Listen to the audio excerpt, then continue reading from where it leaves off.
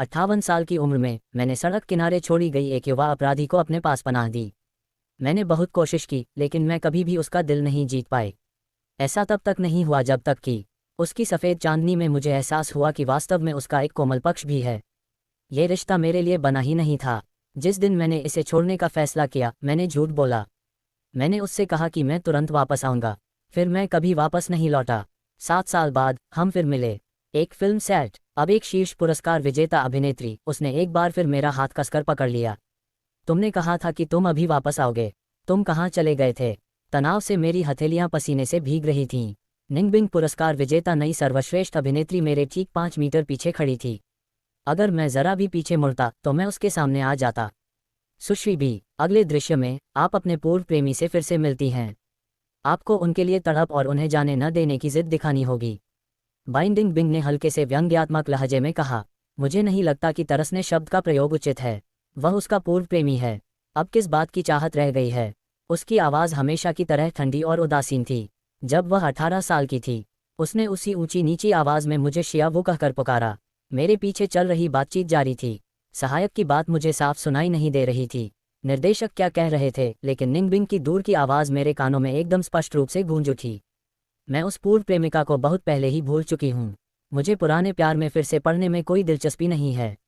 उस पुरानी प्रेमिका की तरह मेरा उसे जानने का दावा करने का भी कोई इरादा नहीं था। शूटिंग खत्म होने के बाद हम अपने अपने रास्ते चले जाते। जब मैं सोच में डूबा हुआ था, तभी अचानक एक सहकर्मी ने मेरा नाम पुकारा, शियावू। क्या तुम्हें वह मिल गई? क्या अभी भी प्रॉप्स तैयार हैं? अचानक पृष्ठभूमि में सन्नाटा छा गया। मैंने प्रॉप्स उठाए और जल्दी से वहां से निकल गई। बिंग बिंग मेरे पीछे नहीं आई। शायद उसने सुना नहीं, या शायद उसने ये सुना और उसे कोई फर्क नहीं पड़ा। स्टूडियो सजाते समय मैंने अपने सहकर्मी से कहा, अगली बार मुझे सिर्फ शियांग कहकर बुलाओ। मुझे शियावू मत बुलाओ। शियाओ सुनने में अच्छा लगता है। शियांग ज्यादा पेशेवर लगता है। मेरे सहकर्मी जोर से हंस पड़े। कितना बेतुका कारण है। ये पहली फिल्म थी जिसमें मैंने सहायक निर्देशक के रूप में काम किया। प्रोडक्शन टीम में शामिल होने से पहले ही मुझे पता था कि महिला मुख्य भूमिका निंगबिंग निभा रही हैं। वह एक मनोरंजन उद्योग के आधे संसाधनों पर अपना अधिकार रखने वाली दूसरी पीढ़ी की स्टार। इसके अलावा उनका अभिनय भी लाजवाब है। उन्होंने मात्र कम उम्र में सर्वश्रेष्ठ अभिनेत्री का पुरस्कार जीता। 25। जहां तक मेरी बात है, दुर्भाग्य से मैं उसका पहला प्यार हूं। मुझे इस बात पर दुविधा थी कि मुझे यहां आना भी चाहिए या नहीं, लेकिन अंत में मैं हार नहीं मानना चाहता था। करियर का इतना शानदार अवसर था, इसलिए मैं फिर भी वहां गया। मैंने खुद से वादा किया कि मैं उसे कभी पता नहीं चलने दूंगा कि यह मैं हूं। अगर उसने ऐसा किया तो मेरा सब कुछ खत्म हो जाएगा, क्योंकि 7 साल पहले हमारा ब्रेकअप बिल्कुल भी अच्छा नहीं था। मैंने एक पत्र में लिखा था कि मुझे हमेशा से पता था कि वह एक स्टार की बेटी है, और मैंने उससे सिर्फ उसके परिवार की बुराई जानने के लिए संपर्क किया था। मैंने कहा कि मुझे उसके जैसी छोटी मोटी बदमाश लड़की कभी पसंद नहीं आई और मुझे तो कोई सौम्य स्वभाव की लड़की ज़्यादा पसंद है। मैंने उससे कहा कि हमें फिर कभी नहीं मिलना चाहिए। मैंने जो शब्द लिखे थे वे शांत और तटस्थ लग रहे थे, लेकिन मेरा वास्तविक प्रस्थान बेहद दयनीय था। मुझे नहीं पता कि बाइंडिंग बिंग को अपना प्रस्थान समाप्त करने के बाद कैसा लगा होगा। वो चिट्ठी पढ़कर मुझे बुरा लगा, लेकिन वो बहुत ज़्यादा नाराज़गी रखने वाली है। अगर उसे पता चल गया तो मेरा करियर बर्बाद हो जाएगा। हम शायद हमेशा के लिए ब्लैकलिस्ट हो जाएंगे। बाइंडिंग बिंग असल में टीवी से भी ज़्यादा खूबसूरत है। वो जीन्स वाकई लाजवाब हैं। खैर, उसके माता पिता को देखो। दोनों अपने समय के शीर्ष सितारे थे। उसका एक छोटा सा हिस्सा भी किसी भी सामान्य व्यक्ति को मात देने के लिए काफ़ी है। लेकिन मुझे वास्तव में उससे प्यार है। बिंग बिंग का अंदाज ही अलग है। वो बेहद शालीन और सभ्य लगती हैं। मुझे यकीन है कि वो अपने ज़माने में स्कूल की सबसे खूबसूरत लड़की रही होंगी, है ना? मैं लगभग दम घुट गया। निंगबिंग स्कूल की सबसे खूबसूरत लड़की? गलत। वह न केवल स्कूल की सबसे खूबसूरत लड़की नहीं थी, बल्कि एक कुख्यात बदमाश थी। हर कोई, मैं उससे दूर ही रहता था। मैं उससे पहली बार मिलने का पल कभी नहीं भूलूंगा। जोरदार बारिश हो रही थी और लोग सड़क पर भाग दौड़ कर रहे थे, लेकिन वह सड़क किनारे बिल्कुल स्थिर बैठी थी, जैसे उसने अपनी आत्मा खो दी हो। जब मैं उसके पास पहुंचा, तभी उसने ऊपर देखा। उसकी आवाज़ बेहद गुस्से वाली थी जब उसने झल्लाकर कहा, दफा हो जाओ। लेकिन मैं नहीं गया। इसके बजाय मैंने उसके ऊपर छाता लगा दिया। वह मेरे और बिंग बिंग के लिए शुरुआत थी। मैंने उन यादों को मिटाने के लिए अपना सिर हिलाया। स्टूडियो बहुत शोरगुल वाला था, इसलिए मैं बैठने के लिए सीढ़ियों की ओर चला गया। लेकिन जैसे ही मैंने दरवाज़ा खोला, मैंने देखा कि बिंग बिंग वहाँ अंधेरे में खड़ी थी। वह मुझे ठंडी निगाहों से देख रही थी, ठीक वैसे ही जैसे वह सालों पहले देखती थी। सीढ़ियों का रास्ता एकदम अंधेरा और शांत था। मैंने जाने की तैयारी में अपना सिर नीचे कर लिया। तभी निंगबिंग ने मुझे पुकारा, आप क्या काम करते हैं? सहायक निर्देशक, अभी अभी स्नातक हुई हैं और पहले से ही निर्देशक जेन की सहायक बन गई हैं। ये वाकई सराहनीय है। धन्यवाद मिस बी। तुम्हारी उम्र कितनी है? 21, उसने हल्की उदासीन हंसी हंसते हुए कहा। हमारी उम्र एक जैसी है, फिर भी आप मुझे मिस कहते हैं। यहाँ तक कि एसोसिएट डायरेक्टर भी मुझे मिस बाई कहते हैं और उनकी उम्र 43 साल है। एक बार और कहिए। मुझे बहुत बुरा लगा, उसने अपने दांत दिखाते हुए जवाब दिया। Miss B. अंधेरे में मैं बाइंडिंग बिंग को साफ साफ नहीं देख पा रही थी। ऐसा लग रहा था जैसे उसके मुंह का कोना ऊपर की ओर फड़क रहा हो, लेकिन वह एक ठंडी भावहीन मुस्कान थी। मेरे रोंगटे खड़े हो गए, फिर भी मेरे दिल में आशा की एक किरण बाकी थी। ऐसा हो ही नहीं सकता कि उसने मुझे पहचाना हो। 7 साल पहले की तुलना में मैं पूरी तरह से एक अलग इंसान बन गया हूँ। मैं एक दुबले पतले व्यक्ति से बिल्कुल बदल गया हूँ। दुबले पतले लड़के से मैं एक आकर्षक व्यक्ति बन गया हूँ जिसे अक्सर तारीफें मिलती हैं। यहाँ तक कि मेरे रिश्तेदार भी मुझे मुश्किल से पहचान पाते हैं। वैसे भी अभी मैं गुमनामी में खड़ा हूँ। मिस बी, कृपया थोड़ा आराम कीजिए, मैं अब चलती हूँ। रुको, उसने फिर पुकारा। आपका नाम क्या है? Fong Chen. क्या आपने कभी कोई दूसरा नाम इस्तेमाल किया है? नहीं, मैंने नहीं किया। बी निंगबिंग चुप हो गई। मुझे पसीना आ गया। उस समय मेरा नाम फांग चेन था, लेकिन बाद में मैंने इसे बदलकर फोंग शियावू रख लिया। उसने एक बार मुझसे झूठ बोला था, तो अगर मैं अब उससे झूठ बोलूं तो हम बराबर हो जाएंगे।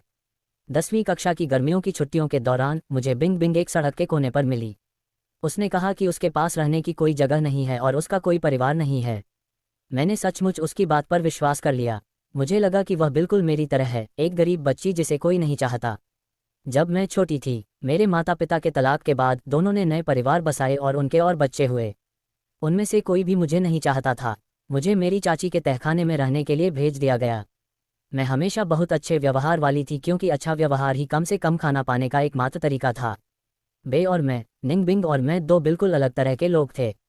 मैं अंतर्मुखी और शांत स्वभाव की थी। पढ़ाई के अलावा मुझे बाकी सब चीज़ों के बारे में कुछ भी पता नहीं था। 11वीं कक्षा में बिंग बैंग और मुझे एक ही क्लास में रखा गया था। किसी को नहीं पता था कि वह क्या कर रही थी। परिवार इसी से अपना गुजारा करता था। यहाँ तक कि अफवाहें थीं कि वह अनाथ है, उसके माता पिता नहीं हैं और उसका कोई सहारा नहीं है। स्कूल में हम दोनों बिल्कुल अजनबी जैसे थे, लेकिन किसी को नहीं पता था कि हर बार रात होते ही निंगबिंग तहखाने की खिड़की पर दस्तक देती थी।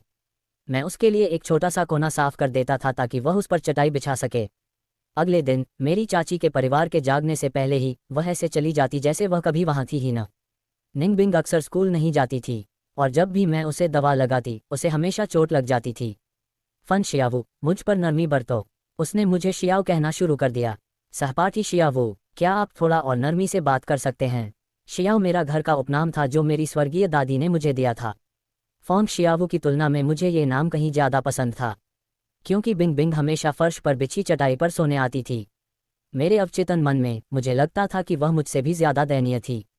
इसके अलावा जब मैं अपनी किताबें भूल गया और शिक्षक से डांट खाई तो मुझे एक तरह का भ्रम हो गया। निंगबिंग पीछे की पंक्ति से सीधे आगे की मेज तक चलकर जाती थी और उसने अपनी किताब मेरी मेज पर फेंक दी। हालांकि मैं एक लड़का हूँ, लेकिन मेरा विकास देर से हुआ और मैं कद में काफ़ी छोटा था। दूसरी कक्षाओं के छात्र अक्सर मुझे तंग करते थे। जब भी मैं हकला रहा था और मुझे जवाब देना नहीं आता था, बिंग बिंग मेरी रक्षा के लिए आगे आ जाता था। वह मेरी सुरक्षा में है। मैंने गलती से सोचा था कि हम एक जैसे स्वभाव वाले लोग हैं जिनका भाग्य एक जैसा है। बहुत बाद में मुझे एहसास हुआ कि हमारे बीच कभी कोई आपसी सहानुभूति थी ही नहीं। बाइंडिंग बिंग दूसरी पीढ़ी की स्टार हैं। उनके परिवार के पास अनगिनत संपत्तियां और सुपरकारें हैं।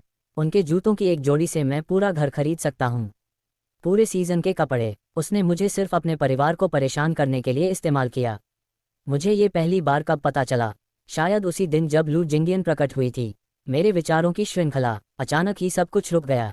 सेट पर वापस आने के बाद मेरे हाथ में एक कप दूध वाली चाय थमा दी गई। लू जिंगी फिर से मिलने आए हैं। उन्होंने दूध वाली चाय खरीदी है। ये सब के लिए है, आपको इसे देखना ही होगा। एक लंबा, अमीर और आकर्षक व्यक्ति एक शीर्ष अभिनेत्री के बगल में खड़ा है। यह एक आदर्श जोड़ी है। मैंने दूर की ओर एक नज़र डाली। बिंग बिंग लू जिंग्यांग के बगल में खड़ी होकर अपना सिर झुकाए उनकी बातें सुन रही थी। बाकी सब की तरह मैं भी उस खूबसूरत शख्स से अपनी निगाहें नहीं हटा पा रही थी। अचानक, मानो उसे छठी इंद्री आ गई हो, बिंग बिंग ने सीधे मेरी ओर देखा। मैंने तुरंत अपना सिर नीचे कर लिया। जब मैंने दोबारा ऊपर देखा तो वह वहाँ नहीं थी। मुझे देर तक देखते रहे। ऐसा लगा जैसे वह पल महज मेरी कल्पना थी। रैप की शूटिंग के बाद बिंग बिंग ने पूछा, क्या तुम मेरे साथ फैशन शो के लिए पेरिस चलोगी? उनका लहजा और हाव भाव 7 साल पहले से कोई फर्क नहीं था। मैं गहरी सोच में डूब गया। हाई स्कूल के दौरान निंगबिंग और मैंने हमेशा एक शुद्ध रिश्ता बनाए रखा था। हमारा रिश्ता सहपाठियों जैसा था। कॉलेज प्रवेश परीक्षा के बाद गर्मियों की छुट्टियों में ही हम असल में एक दूसरे के करीब आए। वह बहुत भावुक नहीं थी, लेकिन फिर भी उसने मुझे अस्वीकार भी नहीं किया। बस इतना था कि उसके मुंह से अभी भी एक भी कोमल शब्द नहीं निकल पाता था। फिर भी कुछ मामलों में वह एक आदर्श प्रेमिका थी। उदाहरण के लिए, वह ध्यान रखती थी और हमेशा मेरी इज्जत बचाने का तरीका जानती थी। लेकिन बिंग बिंग ने मुझे कभी अपने दोस्तों से नहीं मिलवाया। एक बार मैं तय हो गया था। मैंने उसे सरप्राइज देने के इरादे से ढूंढा, लेकिन वह एकदम तनाव में आ गई और चिढ़कर बोली, अब यहाँ मत आना।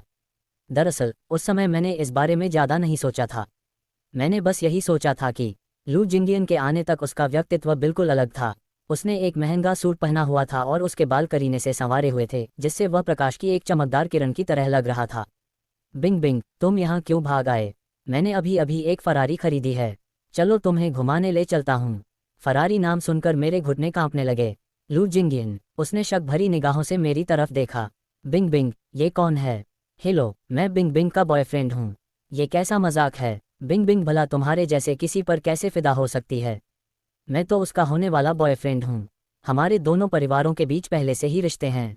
सगाई? किसने कहा? बिंग बिंग का चेहरा गुस्से से लाल हो गया और उसने लू जिंगियन को धक्का देकर दूर कर दिया। सगाई को लेकर उसका लहजा दृढ़ था। मैंने कभी इसके लिए सहमति नहीं दी। उसकी बात बेजान सी लग रही थी। बिंग बिंग के माता पिता के मुझसे मिलने आने के बाद मुझे आखिरकार पता चला कि वह दूसरी पीढ़ी की स्टार थी, और कोई साधारण दूसरी पीढ़ी की स्टार नहीं। उनका परिवार व्यावहारिक रूप से आधी कंपनी को नियंत्रित करता था। मनोरंजन उद्योग। निंगबिंग के अपने माता पिता के साथ संबंध तनावपूर्ण थे, इसलिए उसने जानबूझकर एक प्रतिष्ठित निजी स्कूल से दूसरे स्कूल में दाखिला ले लिया। वह नियमित सरकारी हाई स्कूल में पढ़ती थी और जानबूझकर घर जाने से इनकार कर देती थी। उसके माता पिता साल भर घर से बाहर रहते थे और अपनी बेटी पर शायद ही कभी ध्यान देते थे। उनके पास कोई मुझे अंदाजा नहीं था कि वह हर दिन क्या कर रही थी। उस दिन हमारी बातचीत के अंत में उसके पिता ने मुझसे कहा, युवक, शायद तुम्हें यह पता न हो, लेकिन यद्यपि बिंग बिंग हमारी बेटी है, वह बहुत विद्रोही है।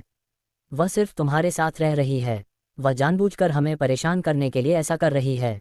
असल में उसके मन में तुम्हारे लिए सच्ची भावनाएं नहीं हैं। पहले भी वह कई बार ऐसा कर चुकी है। अगर आपको यकीन नहीं हो रहा तो बस देख लीजिए कि वह जिंगियन के साथ कैसा बर्ताव करती है। जिसे वह सच में पसंद करती है वह जिंगनियान है।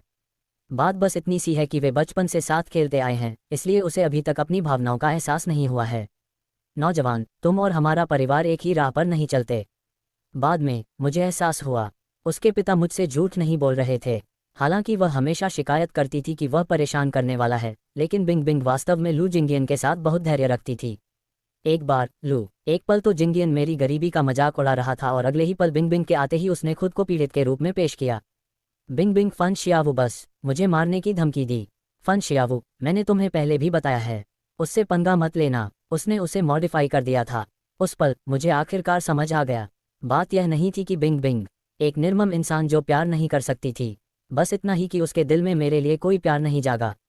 अगस्त के अंत में मैंने बिंग बिंग के माता पिता द्वारा प्रस्तावित शर्तों को स्वीकार कर लिया। उनके प्रायोजन से मैं विदेश में पढ़ाई करने गया। मेरी परिस्थितियों को देखते हुए विदेश में पढ़ाई करने का शायद यही मेरा जीवन का एकमात्र मौका था। जिस दिन मुझे जाना था, मैंने बिंग बिंग से कहा कि मैं चॉकलेट खरीदने जा रही हूँ। हमेशा की तरह बिंग बिंग ने अपना बटुआ निकाला, मानो सबसे महंगा वाला खरीदना चाहती हो। मैंने उसे एक तरफ रख दिया। कोई ज़रूरत नहीं, मेरा इंतज़ार करो, मैं अभी वापस आती हूँ। ठीक है, मैं इंतज़ार करूँगा। उसके बाद मैंने उसके माता पिता की मांगों का पालन करते हुए कभी वापस नहीं लौटा। मैंने निंगबिंग की बची खुची सारी उम्मीदों को पूरी तरह से कुचलने के लिए एक ठंडा, निर्मम ब्रेकअप लेटर छोड़ दिया। ये पहला प्यार जो महज 3 महीने तक चला। शरद ऋतु आते आते मैं धीरे धीरे मुरझा गई। मैंने अपना नाम बदल लिया था और अपने हाई स्कूल के दोस्तों से सारे संपर्क तोड़ दिए थे। मैं पहले काफ़ी साधारण थी और अक्सर मेरे सहपाठी मुझे तंग करते थे। मुझे पढ़ाई करने का ये सुनहरा अवसर बहुत अच्छा लगा और मैंने जिम जाना और अच्छे कपड़े पहनना भी सीखा। मेरे नाम से लेकर मेरी शक्ल सूरत तक सब कुछ बदल गया। उसके माता पिता ने जानबूझकर मेरे निशान मिटाने की कोशिश की थी। बिंग बिंग के पास मुझे ढूंढने का कोई रास्ता नहीं था। उसकी नज़र में मैं मानो मर चुका था। हालांकि मैंने बहुत कुछ सुना। निंगबिंग के बारे में एक खबर मैंने यह अपने जाने के बाद सुना। उसने 1 साल दोहराने का फैसला किया, एक शीर्ष फिल्म स्कूल में दाखिला लिया और डेब्यू किया। उसका सफ़र, स्टारडम का सफ़र बेहद सहज रहा। कैमरे के सामने वह सौम्य और शालीन थी, उनकी मनमोहक मुस्कान ने अनगिनत प्रशंसकों का दिल जीत लिया। उसमें उसके पुराने रूप का कोई निशान नहीं बचा था। मैंने मन ही मन सोचा, हर कोई बदलता है, मैं भी बदल गई हूँ। काम खत्म होते होते मैं पूरी तरह थक चुकी थी, शरीर में दर्द हो रहा था। फिर भी मेरे सहकर्मी उत्साह से भरे हुए थे। हे भगवान, ये तस्वीर तो कमाल की है। ये क्या है? बाइंडिंग बिंग के बिहाइंड द सीन की एक तस्वीर हॉट सर्च पर ट्रेंड कर रहा है। मैंने झांक कर देखा, एक अनौपचारिक तस्वीर ने ऑनलाइन जबरदस्त हलचल मचा दी थी। ये वह दृश्य था जहां बाइंडिंग बिंग संयोगवश उसकी मुलाकात अपने पूर्व प्रेमी से दोबारा हो जाती है। उसकी आंखों को देखिए, उसका अभिनय लाजवाब है। बाइंडिंग बिंग ने सचमुच महिला किरदार को जीवंत कर दिया है। तस्वीर में बाइंडिंग बिंग चुपचाप सीधे आगे देख रही थी। उसका शरीर एकदम स्थिर था, लेकिन उसकी निगाहों में एक लाल लौ चमक रही थी जो अनियंत्रित थी और बेचैन। मुझे उससे भी ज्यादा चौंका देने वाली बात तस्वीर के नीचे का कैप्शन था। पृष्ठभूमि में धुंधली आकृति, ठीक वही जगह जहां उसकी निगाहें टिकी हुई थीं। मैं ही था, और शूटिंग का एक और दिन शुरू हो गया। मुख्य अभिनेता का एक्सीडेंट हो गया और उन्हें अस्पताल में भर्ती कराना पड़ा। ये दोनों अभिनेताओं के बीच एक महत्वपूर्ण टकराव का दृश्य था और किसी ने भी इसकी शूटिंग में देरी करने की हिम्मत नहीं की। निर्देशक चिंतित थे और अंततः उन्होंने बिंग बिंग के दृश्यों को पहले फिल्माने के लिए एक बॉडी डबल ढूंढने का फैसला किया। बिंग बिंग खुद ही जोड़ीदार चुनना चाहती थी। मैं भीड़ के बिल्कुल किनारे पर खड़ा था, फिर भी निंग बिंग की नज़रें सीधे मुझ पर पड़ीं। उसे चुनो, मैं व्यस्त हूँ। निर्देशक को कोई आपत्ति नहीं थी और उन्होंने मुझे तुरंत मुख्य पुरुष कलाकार की पोशाक पहनने के लिए कहा। मुझे सिर्फ अपनी पीठ दिखानी थी, लेकिन किसी भी तरह की त्रुटि से बचने के लिए मेकअप आर्टिस्ट ने मेरे चेहरे पर थोड़ा सा टचअप किया। जब मैं बिंग बिंग के सामने खड़ी हुई तो वह एक पल के लिए जमसी गई। पल भर में ही निंग बिंग ने मुझसे पूछा, क्या आप बहुत घबराए हुए हैं? क्या आपने पहले कभी अभिनय नहीं किया? आपको अभिनय करने की ज़रूरत नहीं है, बस सुनिए। थोड़ी देर रुकने के बाद उसने कहा, आराम कीजिए। अगर आप तनाव में हैं तो आपका शरीर अकड़ा हुआ होगा और कैमरे पर यह अप्राकृतिक लगेगा। ठीक है, गहरी सांस लेकर खुद को शांत करो। धन्यवाद मिस बी। कैमरा थोड़ी देर में मुझ पर होगा, आपको बस मेरी बातें ध्यान से सुननी हैं। और जब निंग बिंग ने बोलना बंद किया तो मैंने ऊपर देखा और पूछा, और क्या, मेरी चॉकलेट कहाँ है? उसने हर शब्द को स्पष्ट रूप से कहा, उसकी आंखें तीखी और ठंडी हो गईं। पुराने दिनों से जरा भी नरमी न दिखाते हुए उसने धीरे से हाथ बढ़ाया। शाओ, वो 7 साल हो गए हैं। आप अब तक इसे खरीद चुके होंगे, ये तो निश्चित है। मैं तो मर ही गया। यही मेरी पहली प्रतिक्रिया थी। बाद में पता चला कि बिंग बिंग ने मुझे बहुत पहले ही पहचान लिया था। संयोग से वह दृश्य ठीक उसी समय का था जब मुख्य अभिनेत्री के बाद पुनर्मिलन के दौरान वह मुख्य अभिनेता के सामने अपनी गहरी भावनाओं को व्यक्त करती है। मैं एक पल के लिए झिझक गया। मुझे लगभग यकीन हो गया था कि वो मुझसे यही कहना चाहती थी, लेकिन ऐसा कैसे हो सकता है? निंग बिंग की किताब द रियल लाइफ में तो उसने मुझसे कभी कोई रोमांटिक बात नहीं कही थी। शूटिंग खत्म होने के बाद निर्देशक ने मुझे थम्स अप दिया। श्यांग, तुम्हारे अंदर अभिनय की स्वाभाविक प्रतिभा है। अभी तुम्हारी निगाहें बिल्कुल। क्या ये संभव है? क्या हम दोनों अगले कुछ दृश्यों में सचमुच वास्तविक भावनाओं के साथ अभिनय कर रहे थे? निंग बिंग ने विशेष रूप से मुझे ही प्रभारी बनाया था। मेरा दिमाग, मेरा दिल जोरों से धड़क रहा था। उसके प्रभाव को देखते हुए निर्देशक भी उसे नाराज करने की हिम्मत नहीं करेगा। अब मुझे चुनना, अगर यह बदला नहीं है तो फिर क्या है? मैं था, मुझे सहायक से पदोन्नत करके एसोसिएट डायरेक्टर बनाया गया था और विशेष रूप से निंग बिंग की खरीद की जिम्मेदारी सौंपी गई थी। मुझे दिन में 18 घंटे उसके आसपास ही रहना पड़ता था, लेकिन मैं सिर्फ एसोसिएट डायरेक्टर का काम नहीं कर रहा था। उदाहरण के लिए, जब क्रू को भारी प्रॉप्स को हिलाने की ज़रूरत होती थी तो जैसे ही मैंने अपनी आस्तीनें ऊपर चढ़ाई, निंग ने तुरंत काम शुरू कर दिया। बिंग मुझे वापस खींच लाती, मेरे लिए एक कप दूध वाली चाय खरीद लाती। और सिर्फ दूध वाली चाय ही नहीं, वह ढेर सारे स्नैक्स भी ऑर्डर करती। जाहिर है उन्हें डिलीवर किया जा सकता था, लेकिन उसने जिद की कि मैं खुद जाकर उन्हें ले आऊं। वैसे भी मेरे सभी सहकर्मी मुझसे बहुत ईर्ष्या करते थे क्योंकि मुझे बस बाहर जाकर घूमने फिरने के लिए पैसे मिलते थे। लेकिन जब मैं नाश्ता वापस लेकर आई तो बिंग बिंग ने उसे खाना ही नहीं चाहा। बिंग बिंग के साथ एक हफ्ते तक इस तरह काम करने के बाद मेरा वजन वास्तव में बढ़ गया। वजन, समय के साथ मेरे सहकर्मी भी उत्सुक हो गए। क्या वह जानबूझकर तुम्हारे लिए ये स्नैक्स खरीदती है? बिल्कुल नहीं, लेकिन वह तुम्हें बहुत लाड़ प्यार करती है। बिंग बिंग आमतौर पर बहुत सख्त। उनकी कंपनी ने इस फिल्म में निवेश भी किया है। पिछले सभी एसोसिएट डायरेक्टर्स को उन्होंने डांट लगाई थी, लेकिन उन्होंने आपको कभी फटकार नहीं लगाई। ये तो कमाल है। ऐसा बिल्कुल नहीं है। मैं खुशकिस्मत हूं कि वह मुझे प्रताड़ित नहीं कर रही है। मैं लगातार इससे इनकार करता रहा, लेकिन सेट पर फैली अफवाहें आखिरकार लू जिंगियन के कानों तक पहुंच गईं। लू जिंगियन दौड़ते हुए उनके पास आईं। क्या आप बिंग बिंग की नई असिस्टेंट हैं? मैं खुद को रोक नहीं पाया और उसे सुधारो। एसोसिएट डायरेक्टर, क्या इतनी कम उम्र का कोई व्यक्ति अच्छा काम कर सकता है? युवा स्वामी लू, कृपया किसी को उसके बाहरी रूप से मत आंकिए। लू जिंगियन ने मुझे काफ़ी देर तक घूरा। मुझे ऐसा लग रहा है जैसे मैं आपसे पहले कहीं मिल चुका हूँ। आप ज़रूर गलत समझ रहे हैं। मुझे आप में कोई दिलचस्पी नहीं थी। युवा गुरु के साथ पुरानी यादें ताज़ा करते हुए मैंने कार्य अनुसूची को व्यवस्थित करना जारी रखा। लू जिंगनियान ने ठंडी सी आवाज़ में कहा, मैंने फिल्म क्रू में तुम्हारे जैसे कई लोगों से मुलाकात की है। यह मत सोचो कि बिंग बिंग की कृपा से तुम्हें मौका मिल जाएगा। सामाजिक सीढ़ी चढ़ने के लिए मेरा सुझाव है कि आप अपनी जगह पहचानें। अन्यथा जब आपका दिल टूटेगा तब तक बहुत देर हो चुकी होगी। आप असल में कहना क्या चाह रहे हैं? आप बिंग बिंग के पूर्व प्रेमी जैसे दिखते हैं। लू जिंगियन के ऐसा कहने के बाद उसने मेरी प्रतिक्रिया का इंतजार किया। उसे उम्मीद थी कि मैं चौंक जाऊंगी और दुखी हो जाऊंगी, लेकिन मैंने उसे हैरानी भरी नज़रों से देखा। तो क्या हुआ? वह आपको सिर्फ इसलिए महत्व देती है क्योंकि वह आपको एक विकल्प के रूप में देखती है। इसका मतलब यह नहीं है कि वह वास्तव में आपकी सराहना करती है। बिंग बिंग उस आदमी से बेहद नफरत करती है, इसलिए ज़्यादा उत्साहित मत हो। मैंने अपने हाथों में रखा काम नीचे रख दिया और मुस्कुराते हुए उसकी तरफ देखा। अगर वह उससे नफरत करती है तो क्यों? क्या कोई विकल्प ढूंढने की जहमत उठाऊं? क्या ये कुछ विरोधाभासी नहीं है? लुजिंग अवाक रह गया, वह बहस करने में असमर्थ था। उसके जाने के बाद मेरा दिल बेचैन हो गया। तो बिंग बिंग मुझसे सचमुच नफरत करती है? उस रात बिंग बिंग ने अचानक मुझे एक संदेश भेजा जिसमें उसने मुझसे कुछ दवा लाने को कहा। महिला मुख्य किरदार को नाराज न करने के नियम का पालन करते हुए मैंने दवा खरीदी और इस बारे में बात की। मुझे लगा कि वह बस मुझसे मजाक कर रही है, लेकिन असल में वह सचमुच बीमार। उसके माथे से पसीना बह रहा था। क्या हुआ? मेरे पेट में दर्द हो रहा है। आपकी सहायक कहाँ है? वह शहर में है और समय पर वापस नहीं आ पाएगी। ये तो अजीब बात है।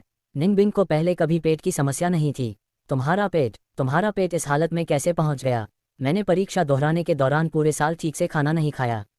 तुमने क्यों नहीं खाया? मुझे बचाने वाला कोई बचा ही नहीं था। मेरे लिए खाने का एक हिस्सा। उसने अपनी आंखें आधी खोली और मेरी तरफ देखा। इससे मुझे अतीत की याद आ गई। उस समय जब बिंग बिंग उस चटाई पर सोती थी, मैं हमेशा उसके लिए थोड़ा खाना बचाकर रखती थी, लेकिन जब तक वह अपना होमवर्क खत्म करती, उसने खाने का एक एक दाना चट कर दिया। कैंटीन का खाना बहुत ही घटिया होता है। वही हठी रवैया। मैंने मेज पर फैला हुआ खाना देखा, अभी भी गर्मागर्म। खाना अभी अभी आया था, लेकिन पेट दर्द के कारण वह उसे निगल नहीं पा रही थी। कितना व्यर्थ। मैं हर रोज फिल्म सेट पर मिलने वाले लंच बॉक्स खा खाकर थक गई हूँ। मुझे बहुत भूख लग रही है। तुम खा लो, उसने बेपरवाही से कहा। उन्होंने कहा कि इसे ऐसे ही छोड़ देना व्यर्थ होगा। अगर तुम इसे नहीं खाओगे तो इसे मेरे लिए फेंक दो। मैंने डिस्पोजेबल चॉपस्टिक्स तोड़ी और मेज पर बैठ गई। मैंने चुपचाप खाना खाया। कमरा एकदम शांत था, एक कब्र। मुझे लगा कि बिंग बिंग सो गई है, लेकिन जब मैंने मुड़कर देखा तो वह मुझे देख रही थी। उसके होठों पर हल्की सी मुस्कान थी, लेकिन जैसे ही हमारी नज़रें मिली उसकी मुस्कान तुरंत गायब हो गई। वह फिर से उसी अंदाज में आ गई, मानो पूरी दुनिया उसकी ऋणी हो। उसमें ज़रा भी बदलाव नहीं आया है। हम दोनों हमेशा की तरह चुप हो गए, किसी ने कुछ नहीं कहा। जब तक मैं जाने ही वाला था तब तक वह एक दूसरे से बात करती रही। तभी अचानक बिंग बिंग बोल पड़ी, लू जिंगियन और मेरा आपस में कोई रिश्ता नहीं है, न अतीत में, न वर्तमान में, और भविष्य में तो बिल्कुल नहीं। मैंने विनम्रता से सिर हिलाया।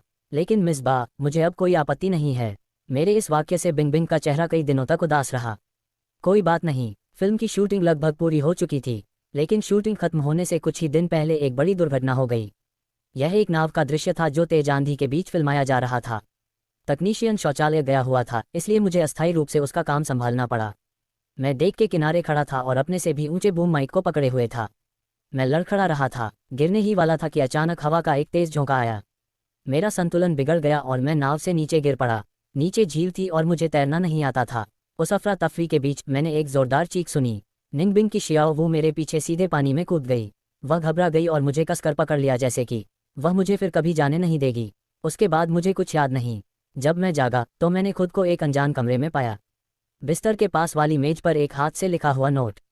यह मेरा घर है, स्टूडियो से ज़्यादा दूर नहीं है। मैंने आपके लिए छुट्टी का अनुरोध कर दिया है। बस कुछ दिनों के लिए आराम कर लीजिए। अगर आपको अपनी छुट्टी में बदलाव करना हो तो कृपया कर दीजिएगा। कपड़े ड्रेसिंग रूम में पुरुषों के कपड़े हैं। मैंने अभी किसी को भेजकर उन्हें मंगवाया है। लिखावट देखकर मैं तुरंत समझ गया कि ये निंग बिंग की लिखावट है। कई अभिनेताओं के घर होते हैं, स्टूडियो के आसपास का इलाका, और निंग बिंग का घर भी इसका अपवाद नहीं था। मैंने पहले कुछ अफवाहें पढ़ी थीं कि वह अपना अधिकांश समय यहीं बिताती है। घर बहुत साफ सुथरा था। मैं ड्रेसिंग रूम में दाखिल हुआ। सबसे पहले मेरी नज़र एक काले छाते पर पड़ी। ये बिल्कुल वही छाता था जिसका इस्तेमाल मैंने कई साल पहले बिंग बिंग को बारिश से बचाने के लिए किया था। छाता बहुत पुराना था और उसकी गुणवत्ता घटिया थी, फिर भी उसे कमरे के ठीक बीचों बीच प्रमुखता से रखा गया था। मुझे अचानक उस दिन की याद आ गई। मूसलाधार बारिश हो रही थी। मैंने उसे तूफान से बचाने के लिए इस छाते का इस्तेमाल किया था। निंगबिंग मुझे भगाने पर अड़ी रही। पता नहीं मैंने हिम्मत कहाँ से जुटाई कि उसकी आस्तीनें ऊपर करके उसके घावों की जांच करूं। वह गाली देने ही वाली थी, लेकिन मैंने उसे रोक लिया। सौभाग्य से आपको अस्पताल जाने की ज़रूरत नहीं है। यहीं रुकिए, बस यहीं रुकिए, मैं कुछ दवाइयाँ खरीदने जा रहा हूँ और मैं अभी वापस आती हूँ। मैंने जल्दी से छाता उसके हाथ में थमा दिया। जल्दी करो और जाओ। 10 मिनट बाद मैं वादे के मुताबिक दवाइयाँ लेकर वापस आए। कुछ खाना। भारी बारिश ने मुझे पूरी तरह से भिगो दिया था, जैसे कोई भीगा हुआ चूहा। वह बस चुपचाप मुझे देखती रही। उस दिन से बिंग बिंग ने फिर कभी मुझसे कोई कठोर शब्द नहीं कहा। बाद में मुझे पता चला कि उस दिन वह वास्तव में बहुत सदमे में थी। उसके जीवन में किसी ने भी उसे कभी अकेला नहीं छोड़ा था और सचमुच उसके लिए वापस आया। मैं सबसे पहला था। यादें धुंधली पड़ गईं। मैंने कपड़े लिए और धीरे धीरे बदलने लगा, लेकिन इससे पहले कि मैं अपनी कमीज पहन पाता, ड्रेसिंग रूम का दरवाजा अचानक खुल गया। निंगबिंग और मेरी नज़रें मिलीं। माहौल बेहद अजीब हो गया। निंगबिंग जल्दी से पीछे हट गई। कमरे से बाहर जाओ, मेरे कपड़े बदलने तक इंतजार करो। तुम अंदर इतने चुप क्यों थे? मुझे लगा तुम फिर से भाग गए हो। गुस्सा मत करो। बिंग बिंग एकदम शांत हो गई। उसका गुस्सा पल भर में गायब हो गया। ये वाक्य कमाल का असर करता था। जब भी बिंग बिंग को गुस्सा आता, मैं उससे धीरे से यही कहती थी। मुझे उम्मीद नहीं थी कि इतने समय बाद भी यह काम करेगा। मैंने अभी तक आपको दोष भी नहीं दिया है। ड्रेसिंग रूम में आने से पहले आपने दरवाज़ा क्यों नहीं खटखटाया? ओह, मैंने नहीं खटखटाया। मुझे पता था कि तुम अंदर थी। उसका चेहरा इतना लाल देखकर मैंने कहा, मैंने कुछ नहीं देखा। अगर इससे तुम्हें असहजता होती है, मैं माफ़ी मांग सकती हूँ। माफ़ी? मुझे बहुत पहले ही एहसास हो गया था कि बाइंडिंग बिंग का स्वभाव भले ही जिद्दी और सख्त हो, लेकिन वह आश्चर्यजनक रूप से नर्म भी हो सकती है। कुछ बातों को लेकर मैं भोली हूँ। कोई बात नहीं, मैं बस थोड़ी थकी हुई हूँ। मैंने गलती से कह दिया। ऐसा नहीं है कि तुमने इसे पहले नहीं देखा है। खैर, जैसे ही ये शब्द मेरे मुंह से निकले, मुझे पता चल गया कि मैंने गड़बड़ कर दी है। वाकई, निंगबिंग ने अपने होंठ काट लिए और उसका चेहरा गर्दन तक लाल हो गया। मैंने जल्दी से कोशिश की। विषय बदलो। क्या तुम्हें आज शूटिंग नहीं करनी है? मेरा काम हो गया है। चलो मैं दलिया बना लेती हूँ। याद रखना, बाद में अपनी दवाइयाँ ले लेना क्योंकि मैं गिर गई थी। पानी। मुझे थोड़ी सर्दी लग गई थी। जब बिंग बिंग दलिया लेकर आए तो उसने अभी भी एप्रन पहना हुआ था। मैं खुद को कुछ और बार उसे देखने से रोक नहीं पाए। तुम कैसी लग रही हो? बहुत ही सौम्य, एप्रन पहने हुए। तुमने क्या कहा? मैंने कहा, धन्यवाद। बिंग बिंग की आंखें चमक उठीं, लेकिन उसका लहजा अभी भी उग्र था। इसे पूरा खा लो, मत खाओ। बचा हुआ खाना यहीं छोड़ देना। क्या आप कुछ और खाना चाहते हैं? मैं अनिच्छा से आपके लिए बना दूंगी। आपको परेशान होने की ज़रूरत नहीं है। आप अपना काम करते रहिए। कल सुबह मेरा कोई काम नहीं है। मैं आज रात सेट पर वापस नहीं जा रहा हूँ। मुझे खाना बनाने का समय मिल जाएगा। साथ ही आज रात तुम यहीं सोओगे। मैं मेहमान कमरे में सो जाऊंगा, लेकिन वहाँ कोई अतिरिक्त चटाई नहीं है। क्योंकि तुम बीमार हो, इसलिए बिस्तर पर ही रहो। खुद पर इतना दबाव मत डालो। निंगबिंग ने फर्श की ओर इशारा किया। पुराने दिनों की तरह मैं फर्श पर बिछी चटाई पर सोऊंगा। आधी रात को मेरा बुखार फिर से बढ़ गया। निंगबिंग मुश्किल से सो पाए। वह बार बार मेरे माथे पर रखी ठंडी पट्टी बदलती रहती थी। जब किसी को तेज बुखार होता है तो होश में रहना मुश्किल होता है, और मुझे दिन रात मतिभ्रम होने लगा। मुझे लगा कि मैं उसी तंग तहखाने वाले अपार्टमेंट में लौट आया हूँ। बिंग बिंग फर्श पर सो रही थी, कई इंच दूर लेटी हुई। मुझसे कुछ मीटर दूर खड़ी थी ताकि दूरी बनी रहे। हमारे बीच एक डेस्क थी। मैंने उधर देखा तो मुझे सिर्फ उसकी पतली पीठ ही दिखाई दी। एक बार की बात है, जब बाइंडिंग बिंग बीमार पड़ी तो उसने जिद करके इसे छिपाने की कोशिश की। आधी रात को मुझे एहसास हुआ कि कुछ गड़बड़ है। जब मैं उठी और उसके माथे को छुआ तो वह जल रहा था। बहुत गर्मी थी। मैंने बुखार की दवा ढूंढी और बार बार उसका चेहरा पोंछकर उसे ठंडा किया। अचानक बाइंडिंग बिंग ने अपना हाथ बढ़ाया और मेरा हाथ कसकर पकड़ लिया। काफी देर तक मानो उसे डर था कि मैं उसे छोड़कर चला जाऊंगा। उसने तभी मुझे छोड़ा जब आखिरकार उसे नींद आ गई। वह हमारा अब तक का सबसे अंतरंग संपर्क था। स्नातक होने से पहले ज्यादातर समय हम अजनबियों की तरह रहते थे। स्कूल में बस एक दूसरे को देखते ही गुजर जाते थे। बुखार भरे सपनों वाली एक रात के बाद मैं अगली सुबह उठा। सुबह जब हम उठे तो पता चला कि बिंग बिंग जा चुकी थी। उसे अचानक रीशूट के लिए बुलाया गया था। हालांकि उसके लिए ताज़ा पका हुआ खाना तैयार था। टेबल के ठीक बीच में चॉकलेट का एक डिब्बा रखा था जो सबसे महंगी ब्रांड की थी।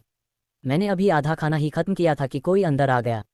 मैंने सोचा बिंग बिंग लौट आई थी, लेकिन नई आने वाली महिला अपरिचित थी। फिर भी मुझे कुछ जानी पहचानी सी लगी। वह निंगबिंग की मैनेजर और उसकी करीबी भी थी। दोस्त। मैनेजर मुझे हैरानी से घूर रहा था। हे भगवान, मैंने हर संभव तरीके से समझाने की कोशिश की कि मैं फिल्म क्रू का सिर्फ एक एसोसिएट डायरेक्टर था।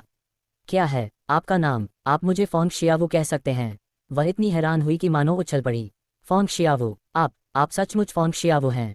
उसने अचानक पहचान की दृष्टि से मेरी ओर देखा। तो तुम शियावू हो? मेरे उलझन भरे चेहरे को देखकर उसने आगे कहा। उस समय बिंग बिंग तुम्हें ढूंढने के लिए पागलों की तरह इधर उधर भटक रही थी। जब वह तुम्हें नहीं ढूंढ पाई तो उसने खुद को पूरी तरह से छोड़ दिया। उसने खाना पीना और सोना छोड़ दिया और पूरी तरह से टूट गई। खैर, अब सब ठीक है। उसे तुम मिल गए, इसलिए वह आखिरकार तुम्हारे साथ रह सकती है। शांति। 7 साल बाद आखिरकार उसे खुद को और यातना नहीं देनी पड़ेगी। आप मजाक कर रहे होंगे। मैं उसे सिर्फ 3 महीने से जानती थी। ऐसा नहीं है कि मैं इतनी अविस्मरणीय हूँ। आप क्या कह रहे हैं? आपको पता नहीं था? बिंग बिंग सिर्फ आपकी वजह से अभिनेत्री बनी। मेरी वजह से, उसके माता पिता के रिश्ते की वजह से। उसे बचपन से ही स्टार बनने की जिंदगी से नफरत थी। जब भी उसके परिवार वाले उसे डेब्यू करवाना चाहते थे वह हमेशा मना कर देती थी। लेकिन आप दोनों के बाद, ब्रेकअप के बाद, उसने अचानक घोषणा की कि वह एक अभिनेत्री बनना चाहती है। उसने कहा ऐसा इसलिए है क्योंकि आपको फिल्में पसंद हैं। उसने सोचा कि अगर वह स्टार बन गई तो वह फिल्मों में अपनी जगह बना सकती है। उसे देखने के लिए सबसे ऊंची और सबसे चमकदार जगह। मैं एक पल के लिए स्तब्ध रह गया। एक रात ऐसा ही एक पल आया जब मुझे नींद नहीं आ रही थी। मैंने उससे बातचीत शुरू की। सहपाठी, क्या तुम जाग रहे हो? मैंने आज एक फिल्म देखी। शॉशैंक रिडेम्पशन बहुत अच्छी है। मुझे इसमें कोई दिलचस्पी नहीं है। मैं भविष्य में फिल्में बनाना चाहता हूँ लेकिन अभी नहीं। इसमें बहुत पैसा लगता है ना? अफसोस की बात है कि मेरे पास पैसे नहीं हैं। फिल्म बनाने में इतना खर्च नहीं होता। मुझे लगा जैसे उसे कुछ समझ नहीं आ रहा था। मुझे लगा कि मैं बस ख्यालों में खोई हुई थी। मैंने और कुछ नहीं कहा। पता चला कि उसे सब कुछ याद था। मैनेजर ने अविश्वास से आह भरी। इसमें सिर्फ 3 महीने लगे। उसे जीवन भर तुम्हारी याद दिलाओ। दोपहर में बिंग बिंग वापस लौटी। उसने अपने मैनेजर से पूछा, तुम यहाँ क्या कर रहे हो? शूटिंग लगभग खत्म हो चुकी है, इसलिए मैं थोड़ी साफ सफाई करने आया था। कोई ज़रूरत नहीं है, आपको वापस जाना चाहिए। वैसे मुझे भी कुछ देर आराम करना है। अब और कोई काम तय मत कीजिएगा। दिखावे पर ध्यान मत दो। तुम सचमुच अपने दोस्तों से ज़्यादा प्यार को चुन रही हो। याद है कैसे तुम मेरे सामने फूट फूट कर रोई थी जब तुम्हें वो नहीं मिला था? निंग द्वारा। बिंग ने उसे अजीब तरह से बीच में ही टोक दिया। मेरे बॉयफ्रेंड के सामने इन सब बातों के बारे में बात मत करो। मैंने उसके पूर्व बॉयफ्रेंड को सुधारने के लिए तब तक बात की जब तक तुम खुद उसे न कहो। मेरे लिए तो सब खत्म हो गया। इसे ब्रेकअप नहीं माना जा सकता। बिल्कुल नहीं। हालांकि मैंने एक चिट्ठी लिखी थी। बस एक चिट्ठी। खत्म होते ही मैंने उसे फेंक दिया। इसे पढ़कर मुझे कैसे पता चलेगा कि इसे आपने खुद लिखा है या नहीं? स्थिति को देखते हुए मैनेजर चुपके से निकल गया। तुमने वो चिट्ठी देखी थी? क्या तुम्हें गुस्सा नहीं आया था? मैंने कहा था कि मैं तुम्हारे राज सबके सामने ला दूंगा। तुम में ऐसा करने की हिम्मत नहीं थी। इसके अलावा चाहे मुझे मिले या ना मिले, चाहे खुलासा हुआ हो या नहीं, मुझे कोई फर्क नहीं पड़ता। क्या आपने हाल ही में खबरें देखी हैं? मैं तो अवाक रह गया। बिंग बिंग फल धोने के लिए मुड़ गई। मैंने अपनी बात जारी रखी। ब्रेकअप के लिए सिर्फ एक व्यक्ति की सहमति जरूरी होती है, चाहे आप इसे स्वीकार करें या ना करें। हमारा कोई रिश्ता ही नहीं था। काफी देर तक निंग बिंग जम गई और मेरी तरफ मुड़कर देखने लगी। फन शियावू, तो तुम्हारा पीछा करना बेकार है। बिंग बिंग, क्या तुम मुझसे इसलिए नाराज हो क्योंकि मैंने तुमसे झूठ बोला? क्योंकि मैंने तुम्हें अपनी असली पहचान नहीं बताई? या फिर लू जिंगियन की वजह से? मैंने तुम्हें समय रहते सब कुछ स्पष्ट रूप से नहीं समझाया। निंग बिंग का जवाब हाँ और ना दोनों है। हम दोनों कभी एक ही दुनिया के नहीं थे। जबरदस्ती मत करो। कमरे में सन्नाटा छा गया। पता नहीं कितना समय बीत गया। उसकी आंखें लाल थीं। उसने शिकायत भरे लहजे में बात की, लेकिन मैं इसे जबरदस्ती करना चाहती थी। मैंने उसकी बातों को दिल पर नहीं लिया। शूटिंग खत्म होने के बाद मैं अपने गृहनगर वापस चली गई। मेरी चाची का पुराना घर को गिराया जाने वाला था। उसने मुझे सफाई में मदद करने के लिए बुलाया। भले ही अतीत में वह हमेशा अपने बच्चों को ही प्राथमिकता देती रही हो, फिर भी आखिरकार उसने ही मेरा पालन पोषण किया। मैं मतलबी नहीं हो सकती। वापस लौटते समय मैं अपने पुराने हाई स्कूल के पास से गुजरा। स्कूल का कुछ साल पहले जीर्णोद्धार हुआ था और उसमें काफ़ी बदलाव आ गए थे। मैं कुछ देर स्कूल के गेट पर खड़ा रहा। अचानक एक आवाज़ आई, अरे क्या तुम वही हो? मुझे अब याद आ गया। तुम कितनी लंबी हो गए हो। मुझे तुम याद हो। एक महिला यूटिलिटी रूम से बाहर निकली। वह मुझसे ज़्यादा बड़ी नहीं लग रही थी। तुम भी इसी स्कूल में पढ़ते थे, है ना? मुझे याद है, उस समय तुम बिंग बिंग के साथ एक ही क्लास में थे, है ना? उसने सिर हिलाया। और तुम वही हो जो बिंग बिंग से बहस करते? हाँ सही है। आज तुम अकेले क्यों हो? बिंग बिंग कहाँ है? क्या ऐसा नहीं है? क्या वह हमेशा तुम्हारे ठीक पीछे पीछे चलती है? मैं अपनी जगह पर जम गया, मेरे पीछे पीछे चलते हुए। हाँ, हर रात पढ़ाई के बाद बिंग बिंग चुपचाप आपके पीछे पीछे घर तक आती थी। आपको पता नहीं था? ऐसा कैसे हो सकता था? मुझे विश्वास नहीं हो रहा था, लड़की ने आगे कहा। उस समय मेरी उससे लड़ाई हो गई। लड़ाई के बीच में ही उसने अचानक कहा कि स्कूल की छुट्टी हो गई है और मुझे थोड़ी देर के लिए वापस जाना पड़ा। उस समय मुझे ये बहुत अजीब लगा। भला उसके जैसी लड़की स्कूल वापस क्यों जाएगी। इसलिए मैंने उसका पीछा करने का फैसला किया। पता चला कि वह बस गेट पर खड़ी इंतजार कर रही थी। जैसे ही आप बाहर आए, वह आपके ठीक पीछे पीछे चल रही थी। जब तक आप सुरक्षित घर नहीं पहुंच गए तब तक वह मुझे ढूंढने वापस नहीं आई। बाद में मुझे एहसास हुआ कि उसे डर था कि उसने आपको नाराज कर दिया था। इतने सारे लोग थे, कहीं आप पर भी असर न पड़ जाए, इसलिए वह आपकी सुरक्षा सुनिश्चित करने के लिए आपके पीछे पीछे आए। लड़की ने कोने पर लगे सिकोमोर के पेड़ की ओर इशारा किया। मैं वहीं खड़ी तुम्हारा इंतजार करती थी। 17 साल की निंगबिंग को काले कपड़े पहनना बहुत पसंद था। वह हमेशा रात के अंधेरे में घुल मिल जाती थी। एक तेज हवा का एक झोंका गुजरा। एक पल के लिए मुझे लगा कि वह अभी भी वहीं खड़ी है। मेरी चाची ने मुझे जल्दी आने के लिए फ़ोन किया। जब मैं पहुंचा तो सब लोग तहखाने को खाली कर रहे थे। जिस पलंग पर मैं सोता था, जिस डेस्क पर मैं काम करती थी, उस पर से सारा सामान हटाया जा रहा था। शियाओ, मुझे कुछ मिला है, आओ देखो। मेरी चाची ने फर्श के एक कोने की ओर इशारा किया। उस पर तुम्हारा नाम खुदा हुआ था। उस लड़की ने इसे खुदा था। क्या वो नहीं थी वही जो अब एक मशहूर स्टार है? आपको कैसे पता चला? ओह, वो एक बार मुझे ढूंढते हुए आई थी। कब की बात है मुझे ठीक से याद नहीं, लेकिन उस समय मुझे यहाँ एक चीज़ मिली और मैंने इसके लिए तुम्हें खूब खरी खोटी सुनाई। मुझे याद है कि तुम इस बात पर बहुत अड़े हुए थे। मैं तुमसे अब और बात नहीं करना चाहती थी। तुमने मना कर दिया। चाहे कुछ भी हो जाए, सच बोलो। तुम बार बार यही कहते रहे कि यह तुम्हारा है, लेकिन मुझे पता था कि तुम उस तरह के बच्चे नहीं हो। बीते दिनों को याद करके मेरी चाची थोड़ी भावुक हो गईं। जब तुम्हारी चाची ने तुम्हें डांटा, वह लड़की खिड़की के ठीक बाहर खड़ी थी। उसने सब कुछ देखा। उसके बाद वह मुझसे छुपकर मिलने आए। वह मेरे सामने घुटनों के बल बैठ गई और उसने स्वीकार किया कि यह उसकी गलती थी। मुझसे विनती कर रही थी कि मैं अब तुम्हें दोष न दूं। मेरी सांसें धीमी हो गईं और मैंने अपनी कमीज का किनारा कसकर पकड़ लिया। मुझे डर था कि वह लड़की तुम पर बुरा असर डालेगी, तो मैंने उसे सख्ती से मना कर दिया कि वह अब तुम्हारी चटाई पर न सोए। बस बात कुछ ऐसी ही थी। 11वीं कक्षा के अंत के करीब बिंग बिंग ने खाना और रहने की जगह के लिए आना बंद कर दिया। उसने मुझे बताया कि उसे रहने के लिए जगह मिल गई है। असल में वह मुझसे परेशानी पैदा करने से डरती थी। जमीन पर खुदे हुए निशान इस बात का सबूत थे कि बिंग बिंग ने भी कई बेचैन और नींदहीन रातें बिताई थीं। बिंग बिंग ने कभी एक शब्द भी नहीं कहा, लेकिन अपने दिल में वह बहुत कुछ जानती थी। मेरा नाम 10,000 बार पुकारा गया। अगला कार्यक्रम शुरू होने से पहले मैं स्कूल के गेट से एक बार फिर अपनी चाची के घर तक पैदल गया। ये परिचित संकरा रास्ता घने सिकोमोर पेड़ों की कतारों से ढका हुआ था। मैं सड़क के अंत तक चलता रहा।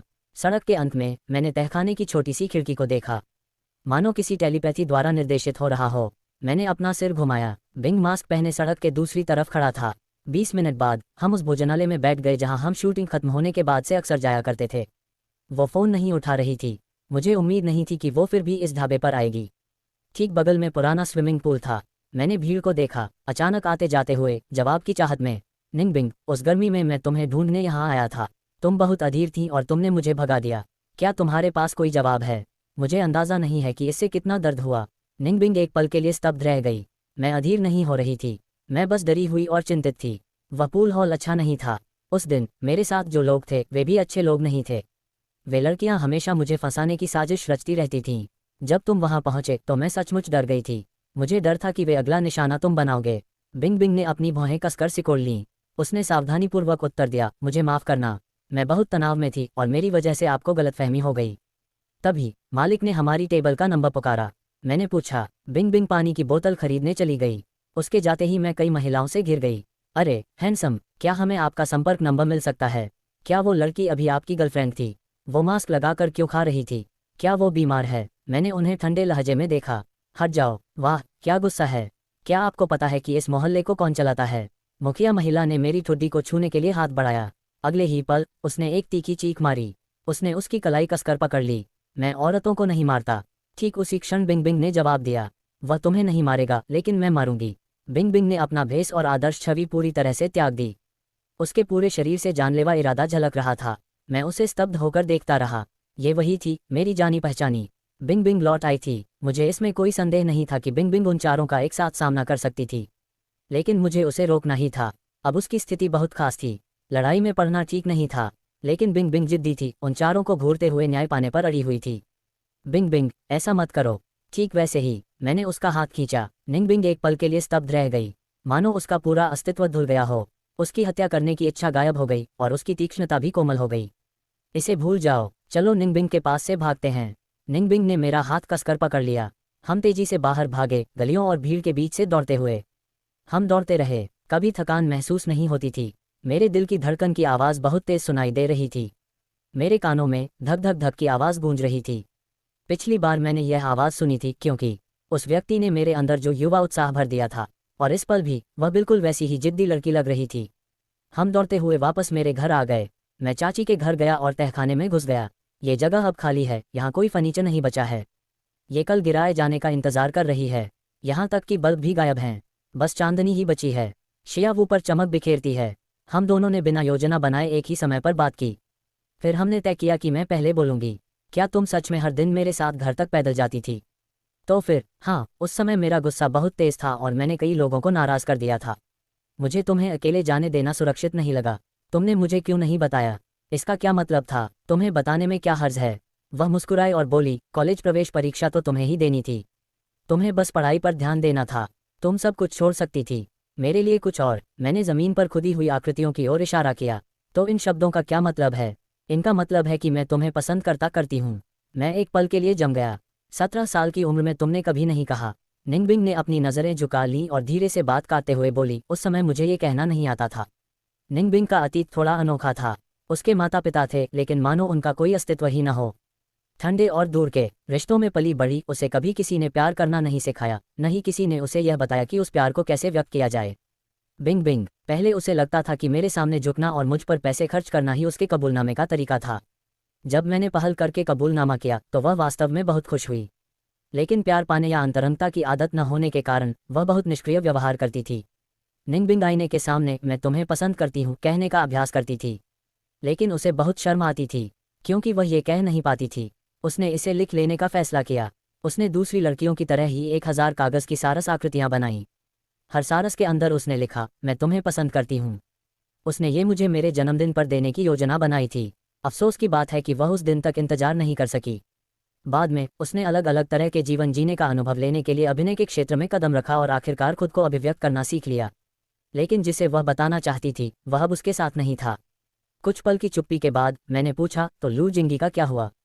निंगबिंग ने सिर हिलाया। उसने जवाब दिया, मैंने उसके साथ अच्छा व्यवहार सिर्फ इसलिए किया क्योंकि उसने एक बार मेरी जान बचाई थी। जब मैं छोटी थी मेरे माता पिता मेरी परवाह नहीं करते थे। वही इकलौता था जो मेरे साथ खेलने आता था। एक बार मुझे बुखार हो गया था और वही सबसे पहले मुझे ढूंढने आया था। उसने रोते हुए खूब हंगामा किया। बड़ों का ध्यान मेरी ओर गया। तभी उन्हें एहसास हुआ कि मैं बीमार हूँ। डॉक्टर ने कहा कि अगर मुझे और देर से लाया जाता तो बुखार से मेरा दिमाग खराब हो सकता था। बीते दिनों को याद करते हुए बिंग बिंग ने हल्के फुल्के अंदाज में हंसते हुए कहा, तब से मैंने उससे वादा किया था कि मैं उसे अपने सगे भाई की तरह मानूंगी और उसके साथ अच्छा व्यवहार करूंगी। पिछले कुछ वर्षों में मैंने सचमुच उसे भाई की तरह माना। लेकिन उस गर्मी की छुट्टी का एक दूसरा पहलू भी था।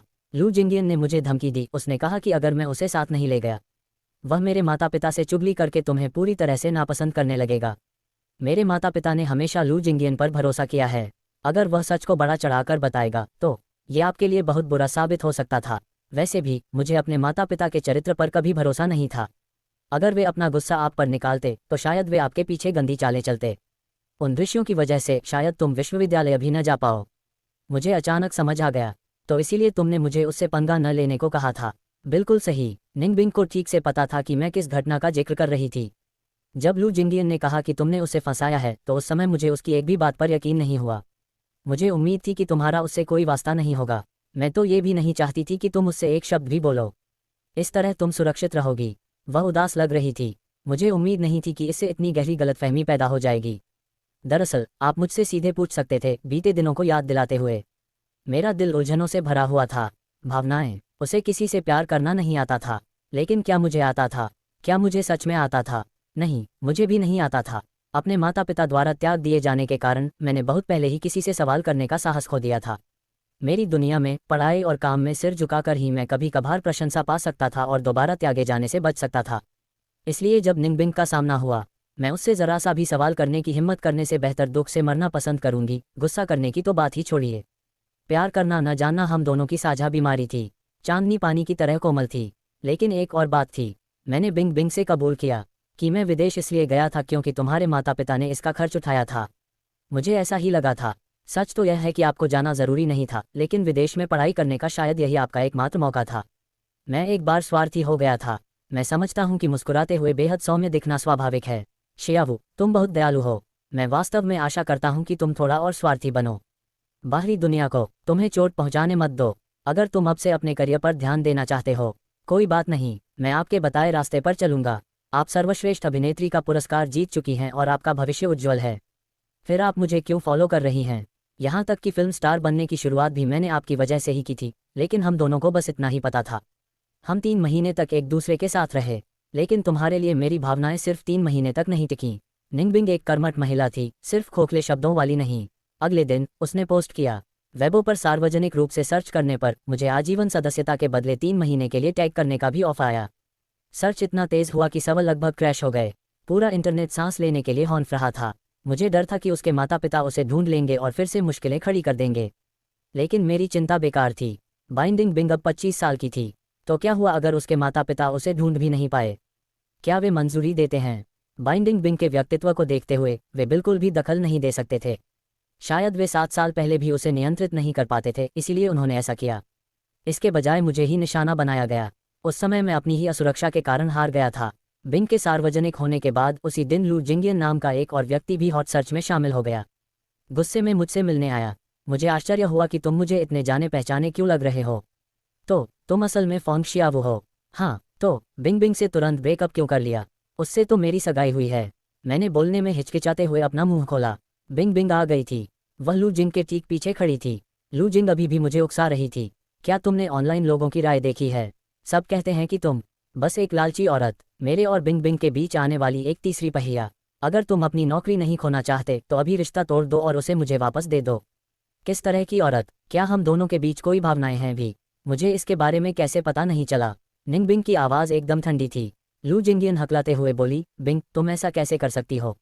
इस हारे हुए के बहकावे में आ जाओगी। अपनी जबान संभालो। बिंग बिंग ने ठंडे लहजे में मेज पर हाथ पटका। उसकी आवाज़ में धमकी का गहरा भाव था।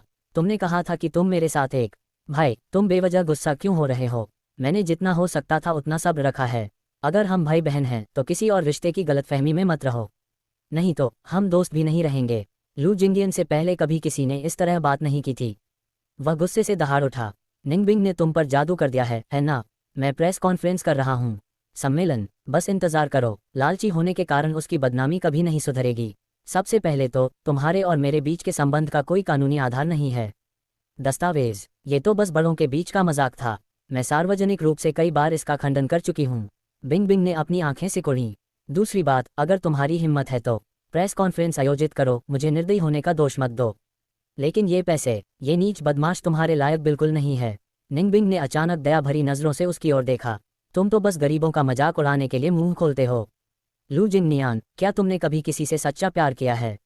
बिल्कुल, मैंने किया है। मैं तुमसे प्यार करता हूँ। नहीं, तुम मुझसे बिल्कुल भी प्यार नहीं करते।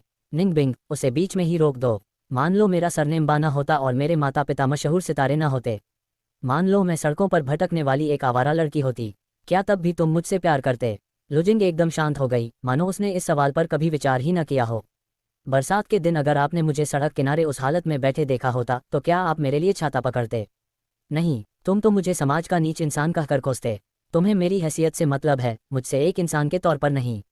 तुम ये बात भी स्वीकार नहीं कर सकते कि मैं कभी एक बदमाश था। लड़की, निंगबिंग ने मुझे खींचकर दूर कर दिया। जब मैंने पीछे मुड़कर देखा तो लू जिंगियन वहीं जमकर खड़ा था।